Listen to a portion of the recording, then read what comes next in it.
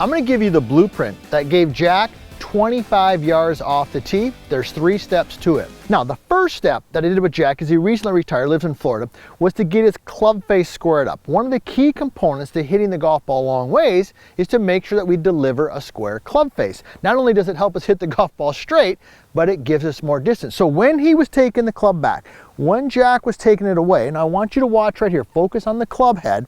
When he was taking the club head away, he was rotating it open. Now, when the club face rotates open, a couple things happen. Number one is, of course, you add more loft to it.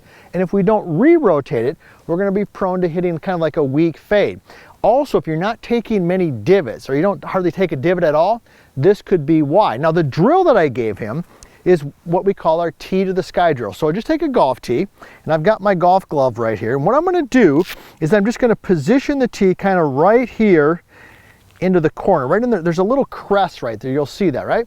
And so that's where the tee sits. What we did with Jack, I said, all right, Jack, when you take the club back, I want you to feel like the tee is pointing more towards the golf. Can you see that there, Nick? Is the tee point towards the golf ball right there? All right, Nick gave me a thumbs up. Make sure you give me a thumbs up and like this video.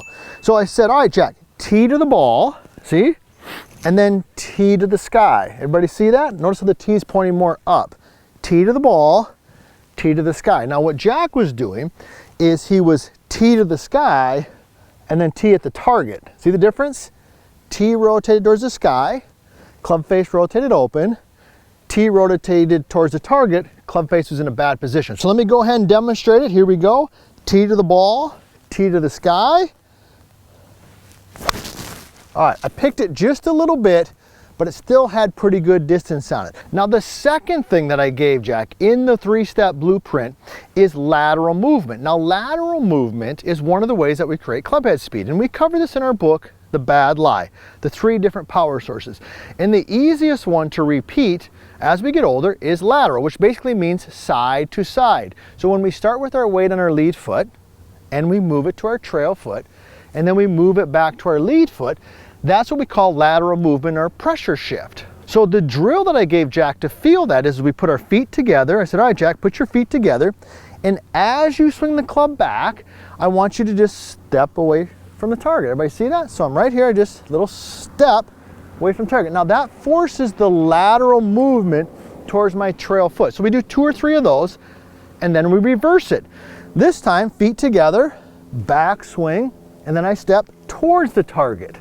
Back swing and step towards the target. I got a couple of those, then we go ahead and hit a shot. So let's go ahead and shot, and then we'll talk about the third one. So here we go. I've got my 60-40. You know we love the 60-40. 60% of the weight on the lead foot, 40% on the trail. We're gonna shift the weight, tee to the sky.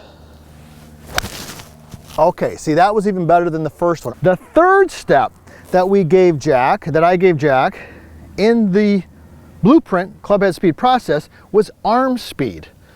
Okay, there's a lot of speeds in the arms. And when we swing the club, when the arms are relaxed and the arms work, we can create a tremendous amount of clubhead speed.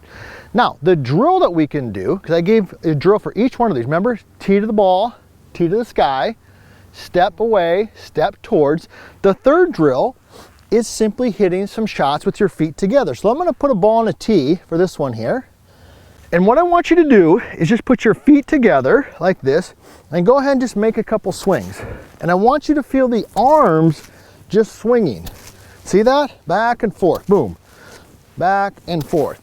And you'll notice when you do that in continuous motion, the arms become relaxed and therefore they create more speed. Then you can go ahead and hit a shot. So here we go, feet together, back, through, boom. And you will be amazed at how far that you can hit the golf ball doing that. So when we get the club face squared up, when we learn to rotate side to side or move that lateral motion, that power source, when we learn to relax the arms and create the arm speed, that is how Jack, and that is how you can add 20 to 30 yards to your drives.